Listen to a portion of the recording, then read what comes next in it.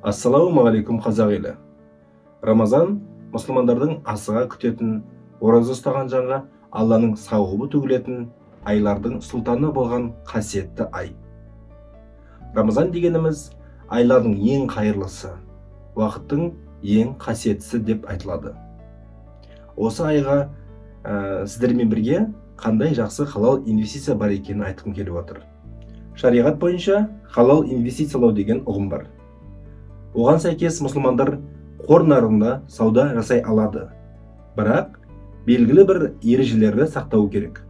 Ол қандай ережелер екенін білгіңіз келсе, видеоны соңына дейін көріңіз. Мәселен, пайыздық төлемдері бар қарыз құралдары инвестициялауға тыйым салынады. Демек, халал инвестиция жасау үшін облигация сияқты құралдармен жұмыс істеу дұрыс емес. Себебі инвестор облигацияларды сатып алған кезде компанияға белгіленген пайызбен қарыз береді. Бұл шариғат ережелеріне қарсы болады. Осылайша, негізгі кірісі қарыздардың пайызымен байланысты компанияларға инвестиция салуға болмайды. Негізінен, мұндай компанияларға көбіне банктар жатады. Сонымен қатар, исламдық инвесторлардың ең танымал құралдарының бірі акцияларға инвестициялау.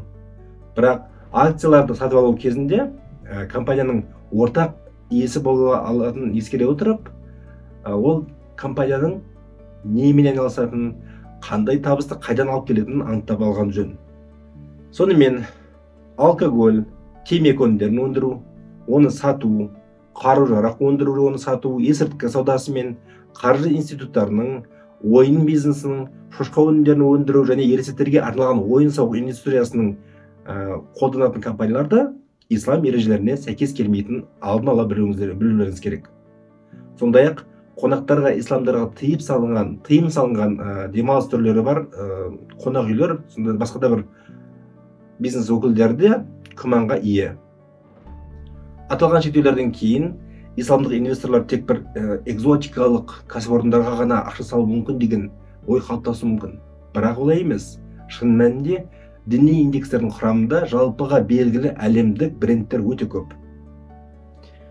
Егер мұсылман инвесторлар компаниялардың көрсеткішін зерттеуге, оның қаржылық аналитикасын оқып, өз бетінше шешім қабылдауға дейін дайын болса, онда оларға екі негізгі құрал көмектесе алады. Ол ETF және акциялар. ETF деген не екенін білгіңіз келсе, мына видеоны қоссаңыздар болады. Қысқаша айтсам, ETF ол акция сияқты биржада саудаланатын инвестиция өнімі. ETF түрлі инвесторлардың активін бір жерге жинап, оларға акция, облигация, тауар және немесе көптеген индекстерді инвестициялайды. Ол портфельді әртараптандырудың қызметін ұсынып, кез келген уақытта биржада акциялар сияқты сатып алуға және сатып жүруге мүмкіндік береді. Ал егер сіз акцияларды саралап, олардың қандай инвестиция алу керек еместігін қарайтын болсаңыздар, яғни ETF аламын дейтін болсаңыздар, керемет 3 ETF бар. Біріншісі Wahed FTSE USA Sharia ETF. ақш-тың шариғатқа сәйкес акцияларын инвестициялайды. Тикері HLAL. Оның құрамында 53% технологиялар, 15% денсаулық сақтау, 7% энергетика. Бір жылда 32% шамасында өскен. Дивиденд кірісі 0,69%. Екінші ETF SP500 Sharia Industrial Exchange ETF. Бұл шариғат талаптарына сәйкес келетін S&P 500 акцияларының нарықтағы капиталының өлшенген индексін бақылайды. Яғни S&P 500-ның ішіндегі бар, бірақ шариғатқа сәйкес емес компанияларды алып тастаған кездегі қалған компанияларды есептейді. Оның тикері SPUS. Құрамында 56-57% технологиялық компаниялар, 12% денсаулық сақтау компаниялары, 4% энергетика. Бір жылдағы кірісі 40%. Ал дивидендтік кірісі 0,81%. Үшінші ETF бұл SP Funds S&P Global Rate Sharia ETF.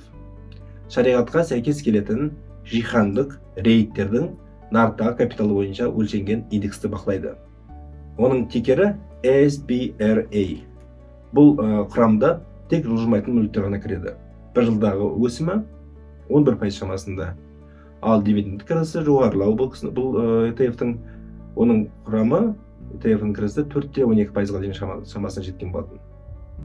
Ал егер сіз ETF алмаймын, жеке компаниялардың акцияларын сатып аламын, оларды өзім зерттеймін, анализ жасаймын, сараптаймын дейтін болсаңыз, онда оған шариғат бойынша рұқсат етілген компаниялардың тізімін исламдық ETF арқылы анықтауға болады.